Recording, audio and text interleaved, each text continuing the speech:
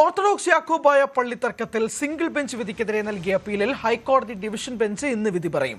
പാലക്കാട്, എറണാകുളം, കൊല്ലം ജില്ലകളിലെ 6 പള്ളികളുമായി ബന്ധപ്പെട്ട 7 അപ്പീലുകളാണ് ഡിവിഷൻ ബെഞ്ചിന്റെ പരിഗണനയിലുള്ളത്. പള്ളികളുടെ ഭരണവും കൈവശവും സംബന്ധിച്ച സിംഗിൾ ബെഞ്ച് ഉത്തരവുകളാണ് അപ്പീലിൽ ചോദ്യം ചെയ്യുന്നത്. ആജ്ഞയുടെ വിശദാംശങ്ങളുമായി. ആജ്ഞ, 7 അപ്പീലുകളാണല്ലോ പരിഗണിക്കാൻ ഇരിക്കുന്നത്. എന്തൊക്കെയായിരിക്കാം സാഹചര്യങ്ങൾ? വിശദാംശങ്ങൾ. ഹരി, പ്രധാനമായിട്ടും സിംഗിൾ ബെഞ്ച് പുറപ്പെടുവിച്ച ഉത്തരവുകളാണ് യാക്കോബായ വിഭാഗം അപ്പീലിലൂടെ ഹൈക്കോടതിയിൽ ചോദ്യം ചെയ്തത്. പള്ളികളിൽ ഓർത്തഡോക്സ് വിഭാഗത്തിലെ വികാരിമാർക്ക് പ്രാർത്ഥനയും മറ്റു ശുശ്രൂഷാക്രമങ്ങളും നടത്താൻ പോലീസ് സംരക്ഷണം നൽകണമെന്നായിരുന്നു സിംഗിൾ ബെഞ്ചിന്റെ പ്രധാന നിർദ്ദേശം.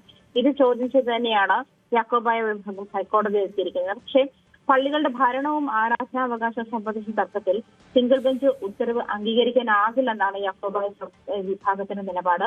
ഇതിനെ തുടർന്നാണ് അപ്പീൽ നൽകിയിട്ടുള്ളത്. അതേസമയം പതിറ്റാണ്ടുകളായി തുടരുന്ന ഓർത്തഡോക്സ് യാക്കോബായ തർക്കത്തിന് രമ്യമായ പരിഹാരം കാണാൻ സർക്കാർ ശ്രമിക്കുന്നതായി കഴിഞ്ഞ ദിവസം സത്യവാങ്മൂലത്തിലൂടെ കോടതിയെ അറിയിച്ചിരുന്ന ഒരു സാഹചര്യം കൂടിയുണ്ട്. അത് മുഖ്യമന്ത്രി നേരിട്ട് ഇടപെട്ട് ഓർത്തഡോക്സ് യാക്കോബായ സഭാ തർക്കം പരിഹരിക്കാൻ മുഖ്യമന്ത്രി നേരിട്ട് ഇടപെട്ട സമവായ ചർച്ചകൾ ഉണ്ടാകും. ഇരു വിഭാഗങ്ങളുടെയും നേതൃത്വങ്ങളുമായി ചർച്ച നടത്തുമെന്നും അതുപോലെ ഇരു വിഭാഗങ്ങളെയും മധ്യസ്ഥ ചർച്ചയ്ക്ക് കൊണ്ടുവരാൻ ശ്രമിക്കുമെന്നും സർക്കാർ വ്യക്തമാക്കിയിട്ടുണ്ടായിരുന്നു. അതുകൊണ്ട് തന്നെ സർക്കാരിന്റെ ഈ നിലപാടും കൂടി പരിഗണിച്ചിട്ടാണ് കഴിഞ്ഞ തിങ്കളാഴ്ച വിധി പറയാൻ അപ്പീലുകളിൽ ഇന്ന് വിധി പറയാൻ ഡിവിഷൻ ബെഞ്ച് ഇന്നത്തേക്ക് മാറ്റിയിട്ടുള്ളത്.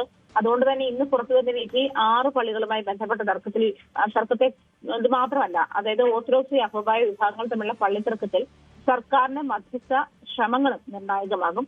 അതുപോലെ തന്നെ വിധിയിൽ പള്ളികളുടെ അവകാശം, ആരാധനാവകാശം, പോലീസ് സംരക്ഷണം തുടങ്ങിയ വിഷയങ്ങളിൽ കോടതി സ്വീകരിക്കുന്ന നിലപാടും പ്രധാനമായിരിക്കും. അതേസമയം തന്നെ കോടതി വിധിക്കൊപ്പം സർക്കാർ മുന്നോട്ട് വയ്ക്കുന്ന മധ്യസ്ഥ ചർച്ചകൾക്ക് എന്ത് രൂപം ലഭിക്കുമെന്നുള്ള കാര്യവും ഇനി നിർണായകമാകും. ഹരി,